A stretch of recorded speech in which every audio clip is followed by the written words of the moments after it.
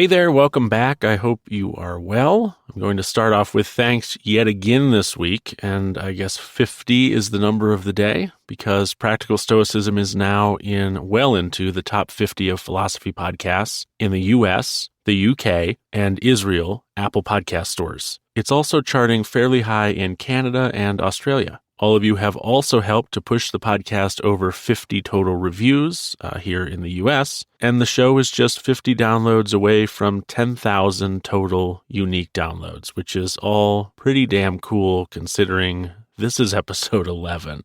Now, I haven't said it before, but my goal with this podcast is to help people. Maybe that's obvious, but this is the first time I'm saying it, and specifically to help people who have an interest in committing to a more stoic way of life. I want those people to feel encouraged and invited to do so. I think that philosophically minded people can sometimes feel alone in society, and that can mean we adopt less than ideal behaviors to fit in and feel like part of a tribe.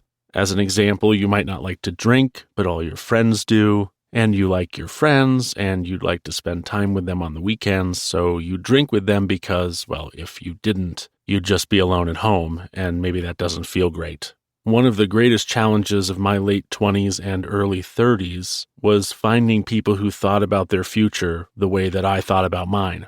And I don't mean their goals or ambitions, I mean their approach to living a good life. And so that means I understand what it feels like to be trying to change for the better and not to have any encouraging allies around you who get it and who want to be part of your success. And this is actually a great lead into today's meditation, which will be the longest thus far in the first 17 meditations of Book 2. It's all about failure, and it reads as follows.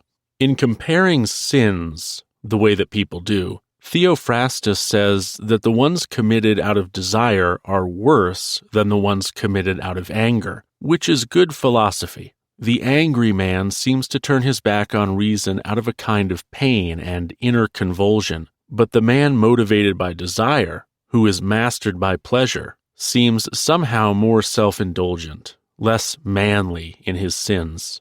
Theophrastus is right, and philosophically sound, to say that the sin committed out of pleasure deserves a harsher rebuke than the one committed out of pain. The angry man is more like a victim of wrongdoing, provoked by pain to anger. The other man rushes into wrongdoing on his own, moved by action to desire. Okay, so before continuing, I want to point something out because some of you, no doubt, heard what I just said, heard that quote, heard this meditation, and are immediately thinking about two things that there could be some serious conflict around, right? Mental illness, drug addiction. So let me say this. Stoics did not understand, and I'm talking about ancient Stoics, did not understand because it didn't exist in the sphere of total known knowledge at the time, anything about mental health disorders or drug addiction and how it rewires the brain. This isn't an excuse for their completely glossing over these things in their texts and the way that they thought, but it is a reason. A person cannot be wise in concerns to the things they do not know, when they do not know them, and when knowing them isn't currently possible. Remember, we're talking thousands of years ago. Nobody had a good understanding of drug addiction. Nobody had a good understanding of, let's say, ADHD, which I struggle with, or perhaps the condition of being bipolar. Nobody knew what those things were, and so they couldn't have included this knowledge in the shaping of their philosophy. Again, not an excuse, but a reason, and one I think that is going to require me for the first time thus far to part with Marcus a little bit in his thoughts, because to not do so would be like pretending we haven't learned a lot of new things since Marcus was alive. So in everything that follows, we are excluding mental health disorders and drug addiction. You don't tell a heroin addict, for example, that their current craving of heroin is because they lack discipline. You also don't tell someone who is bipolar that they can think themselves out of being bipolar. Now, in the former, I will admit that I believe the adoption of a Stoic philosophy could prevent the initial drug use and thus, perhaps, prevent someone from becoming addicted to a drug. But there is a point beyond which philosophy alone cannot rescue a person from the throes of addiction. We have to recognize that. Likewise, there are conditions for which philosophy alone cannot be the treatment, like if you're bipolar. And I firmly believe that were Seneca, Aurelius, Epictetus, or Zeno, or any of the rest of them, all possessed of a modern understanding of these things in their time, they would have come to the same conclusion. But they weren't, so they didn't, so we're excluding those things from applying to the discussion that's about to follow. So with that said, let's return to the meditation and work through it.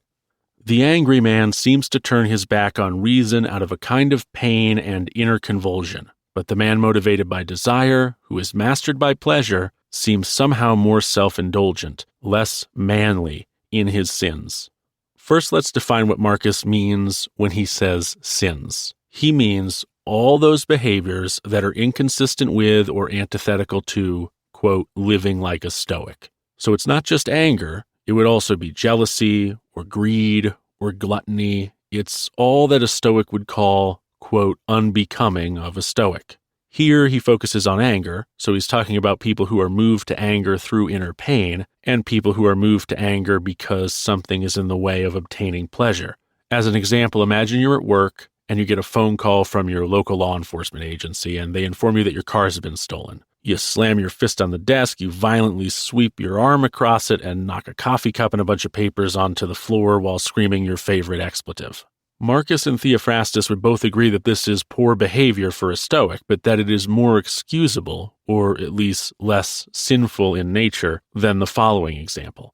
Imagine you're accustomed to having a pint of ice cream every night, and one night the store is fresh out of ice cream. You immediately get in a bad mood, you're in a funk, you yell at the clerk on the way out, you storm out the door, you drive home in a snit, and when you get home, missing your favorite nightly treat, you snap at your wife or your husband or your kids, and you're generally unpleasant to be around. Now, some of us might call this being hangry, but I'm sure you've been there.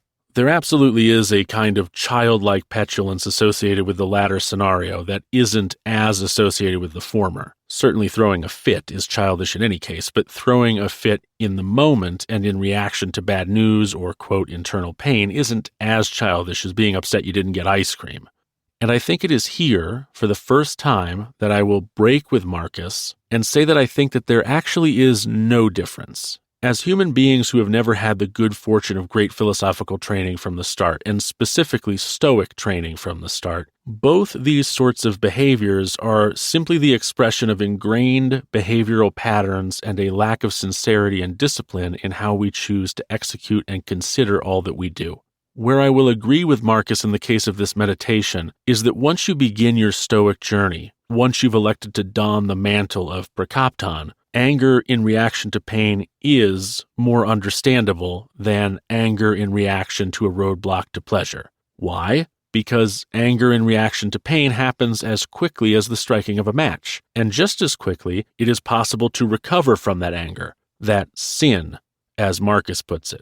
Anger in reaction to a roadblock to pleasure, however, is sustained anger, ever-present anger, anger that worsens the longer you're blocked from that pleasure. To think back to our ice cream example. It's a kind of anger you cannot recover from the way you can from a moment of pain-induced anger. But still, here too, even with that considered, there's something missed, I think. Marcus talks about a reaction to pain, and that could be an unexpected prick on the finger or bad news, sure, but what about a rage or an anger that builds over time? Is that the same sort of anger, or is that more like a roadblock to pleasure because your serenity is increasingly made less and less each day?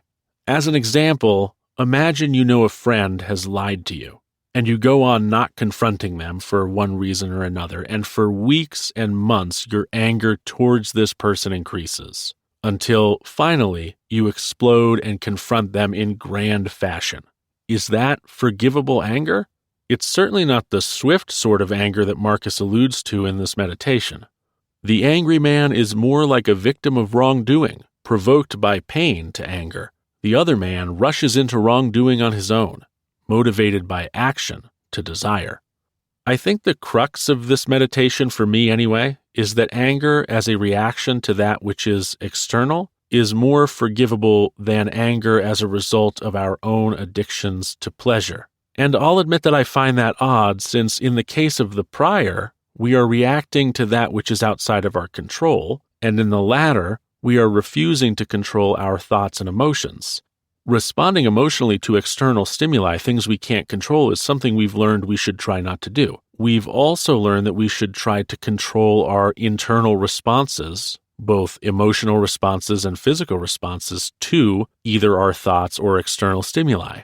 Now, I agree that both these kinds of anger work against the idyllic aims of a percopton, but I disagree that one is more forgivable or damnable than the other. Each is simply a failure to be a Stoic sage. And failure to be a sage, as we've already talked about, is written into the expectations of Stoicism at large. No Stoic ever expects to become a sage. No Stoic teacher ever expects their students to become a sage because those teachers, in most cases, are not sages. The only expectation is that we are ever working to become sages. We understand it's very unlikely, but we keep trying. And I think that Epictetus gives us the best way to think about anger in any form, be it in reaction to pain or external stimuli, or in reaction to roadblocks to our own desires or addictions. An ignorant person is inclined to blame others for his or her own misfortune. To blame oneself is proof of progress, but the wise man or woman never has to blame another or himself. We will get to Epictetus on this podcast in the future eventually, and when we do, that sentence will make a lot more sense to you. But for now, I think it's best to wrap up this week's longer than expected episode by saying anger is something we want to strive not to express. And when we do express it, we should seek to recover from its grip as quickly as possible, but also that all failures to be perfect are not only normative along the Stoic path, but expected. And you should be no more or less kind to yourself based on whatever kind of failure you experienced. Instead, just pick yourself up, remind yourself that this failure has already happened, it is now in the past, and you have the rest of your life to not fail again. Then you take your next step and continue along the path. That's what Marcus did, it's what I do, and it's the best anyone else can do. And don't let anyone tell you otherwise. Thanks for listening to this episode of Practical Stoicism. If you've not reviewed it yet, please take a moment to do so on either Apple Podcasts, Spotify Podcasts, or podchaser.com. If you have a question you'd like to pose or a discussion topic you'd like to submit, please send it to tanner@tannerhelps.com. I would love to be helpful to you if I can be. Once again, thank you for listening, and until next time, take care.